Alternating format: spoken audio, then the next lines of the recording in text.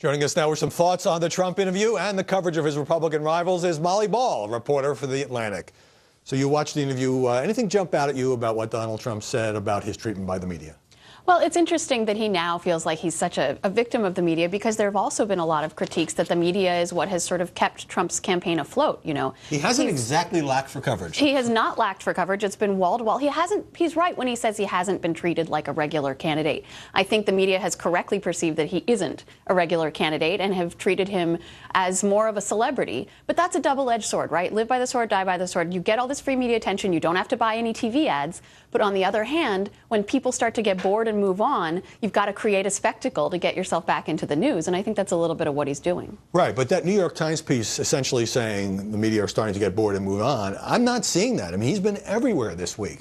And it is a double-edged sword in the sense that all of this coverage, you know, for people who don't like Trump, we get complaints about, you guys have him on TV all the time.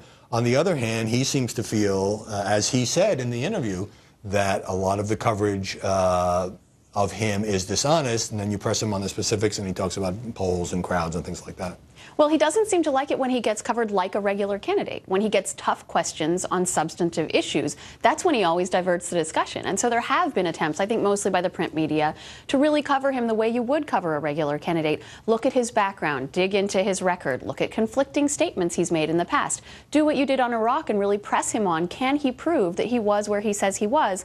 And he doesn't really like that. He would much rather be talking about his poll numbers, picking fights with people, starting these feuds, saying, oh, Politico, they're the worst, they're terrible. The people at Politico don't even know what they did to make him so angry, but he just has to be in this mode of constantly fighting with people, I think. I don't think he minds tough questions, but he does feel very deeply that he's not getting a fair shake from the media, of course. Most politicians are used to taking knocks in the media, and as he points out, you know, he's been a politician for 3 months. All right, let me ask you about Washington Post front page story this week on Carly Fiorina. It's about her 2010 California Senate race, and it says that she did not pay off a lot of debt to vendors and staffers and contractors until some years later. She took exception to that. Here she is with Megyn Kelly. Is it true? Did you not pay off the debt? No, the debt has been paid off, which, of course, the Washington Post fails to mention entirely. See, facts aren't really what the Washington Post is into anymore. And no, they never did write that article about Hillary Clinton's debt, 40 times the amount carried over many years. I don't recall Rachel Maddow being outraged about that. Does Carly have a legitimate beef? Well, she's not telling the truth. If you read the Washington Post article, it does say that she paid off her campaign debt. It says she paid it off right about when she was getting ready to launch her presidential campaign. The Post article also mentions Hillary Clinton's debt. The difference is that when Carly Fiorina had this campaign debt, she paid herself back first and left all these vendors high and dry for years and years. One of them, this grieving widow who's in the lead of the piece. If you know anything about politics, you know you should pay back the grieving widow. Right, but at the same time, many losing campaigns have debt for years. And I do think the tone of the piece was pretty negative. It's fair game, absolutely.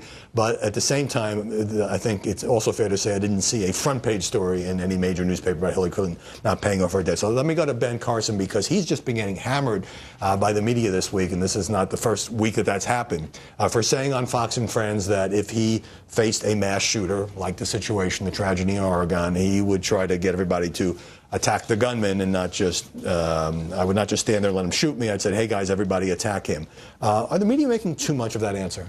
Well, I think it's that, and it's also the comparisons to Nazi Germany that he's made, and that's very inflammatory. I don't think too much is being made of this. This is an issue in the news that a lot of people are outraged about, and he's got every right to have these inflammatory views, but then people have a right to be upset about those views. But is it inflammatory for Ben Carson to say, here's what I would have done in that situation? Is that inflammatory? There's an obvious implication that that's what he thinks the victim should have done. And right, so some people took it as he was denigrating those who died in the the people are grieving campus. for their children and friends and parents who died in this shooting, and he's saying that, oh, it could have been prevented had they just attacked the guy. That's pretty rough stuff. He didn't quite say that. He talked about what he would do, but I take your point. A lot of people criticize him. I will say this. Every time the media beat up on some controversial statement by Ben Carson, he seems to go up in the polls, so starting to be a bit of a pattern.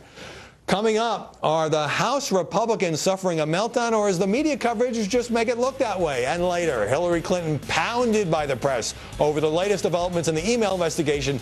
Will that affect this week's CNN debate?